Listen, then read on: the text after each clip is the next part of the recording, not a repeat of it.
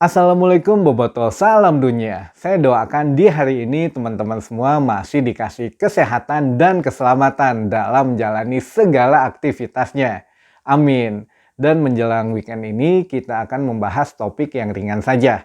Di antaranya beberapa rangkuman pertanyaan Bobotoh mengenai tiket atau server yang sering down. Nah, mungkin nanti akan terjawab pertanyaannya sehingga tidak penasaran lagi atau bisa menambah wawasan teman-teman semua ya.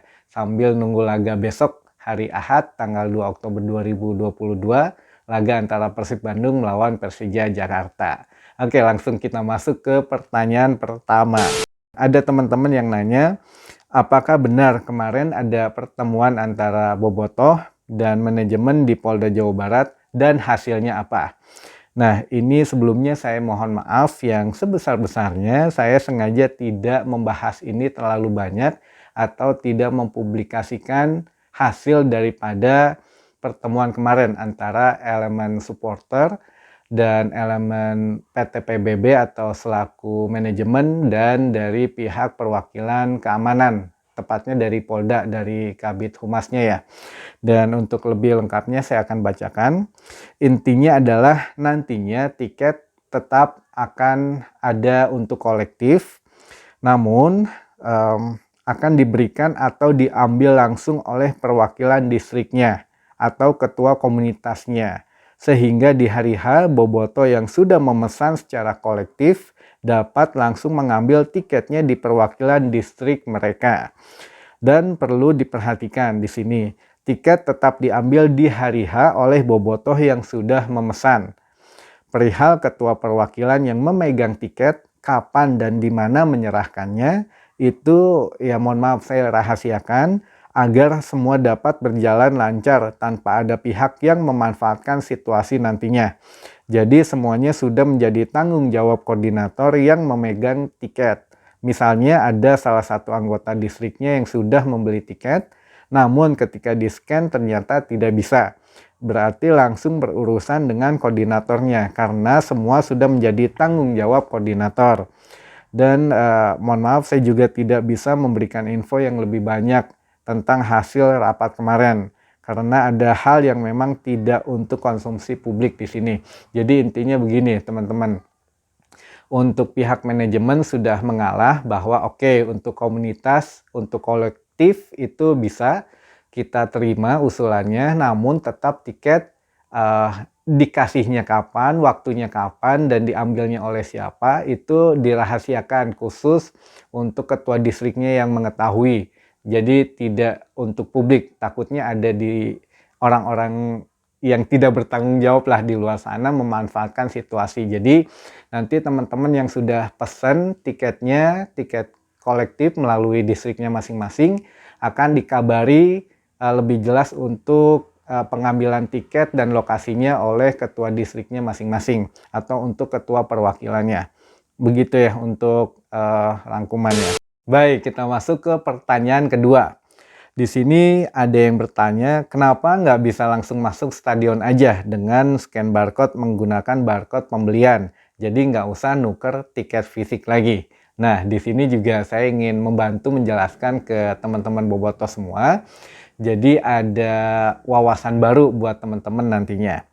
Jawabannya adalah karena di sistem ini nantinya manajemen ingin mendata lebih rinci kecocokan antara tiket online yang terjual sebanyak berapa pieces dan tiket gelang yang tercatat masuk ke dalam stadion jumlahnya berapa pieces.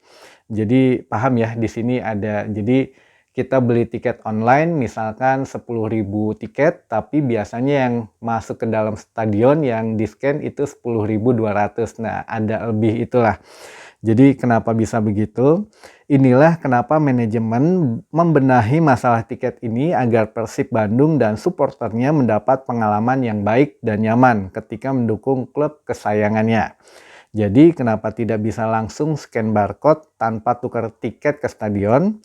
Yang pertama, ditakutkan akan terjadi lagi penumpukan massa yang mengaku punya barcode dan memaksa masuk sehingga menimbulkan kericuhan. Nah, itu poin yang pertama. Poin yang kedua, tidak menutup kemungkinan alat pemindai barcode bermasalah sehingga ditakutkan akan menghambat penonton lain yang akan memasuki stadion. Poin yang ketiga, pemalsuan kode barcode lebih mudah untuk diperjualbelikan sehingga manajemen menerapkan keamanan ganda pada saat penukaran tiket fisik untuk meminimalisir kejadian yang tidak diinginkan. Misalkan kode barcode yang sudah pernah terpakai. Nah, ini ada 3 poin berarti ya kenapa tidak bisa langsung menukarkan barcode atau yang sudah beli online kenapa tidak bisa langsung ke stadion dan harus ditukarkan tiket fisik dulu. Jawabannya itu ada 3 poin. Lanjut ke pertanyaan ketiga, kenapa server sering down ketika memesan tiket? Nah, ini menarik nih buat teman-teman Bobotoh kemarin ya. Jawabannya adalah karena sistem Persib pada saat ini mengalami overbooking. Overbooking ini adalah pemesanan yang melebihi kapasitas tiket yang disediakan di hari itu. Misal kemarin di gelombang pertama tiket maksimal kan dijual 15.000 lembar ya. Yang akses beli mencapai 20.000. Nah, itu kan terjadi overbooking sehingga pada saat yang bersamaan ya sistemnya memang sudah overbooking, tidak dapat melayani pembelian yang baru sehingga banyak teman-teman kemarin yang mengalami kendala ketika sudah pesan tiba-tiba ngeblank atau ketika sudah ingin membayar tiba-tiba ada pemberitahuan dibatalkan atau yang sudah membayar belum menerima etiketnya dan lain sebagainya. Hal-hal itu namanya overbooking. Jadi itu bisa dialami oleh siapapun ya, tidak hanya di website Persib atau tidak hanya di aplikasi Persib ini. Jadi untuk kendala seperti ini wajar untuk di pembelian online dimanapun. Tapi ya memang ini juga sedang diusahakan lebih baik lagi. Jadi mohon bersabar untuk teman-teman Bobotoh semua. Karena saya juga ada bocorannya nih ke depan. Kan kemarin Persib baru nambah sponsor baru ya, yaitu GoPay dan Tokopedia. Nah, di mana ke depannya, tapi ini berharap yang terbaik saja, doakan saja supaya jadi. Ini masih tahap-tahap ya negosiasi lah, entah itu tentang benefit yang didapatkan oleh kedua belah pihak. Tapi intinya ke depannya nanti mungkin tiket Persib juga akan dijual di Tokopedia. Tapi teknisnya bagaimana atau ada penjelasan lainnya bagaimana nanti saya coba infokan kembali. Tapi tidak dalam jangka waktu dekat ya, mungkin di putaran kedua atau ya bisa jadi secepatnya. Oke, mungkin itu saja beberapa pertanyaan dari Bobotoh yang bisa saya bahas. Mudah-mudahan di kesempatan lainnya teman-teman juga bisa menanyakan langsung atau yang punya pertanyaan atau yang punya masukan bisa di kolom komentar ini ya. Nanti saya coba bahas lagi setelah ada waktunya gitu ya. Nanti saya coba update secepatnya lagi. So, teman-teman semua terima kasih atas atensinya. Terima kasih yang sudah subscribe, terima kasih yang sudah sering komen, yang sudah like, yang sudah share video ini. Mudah-mudahan amal kebaikan teman-teman semua diterima Allah Subhanahu wa taala dan menjadi ladang pahala teman-teman karena membuat saya lebih semangat untuk bikin konten di channel ini.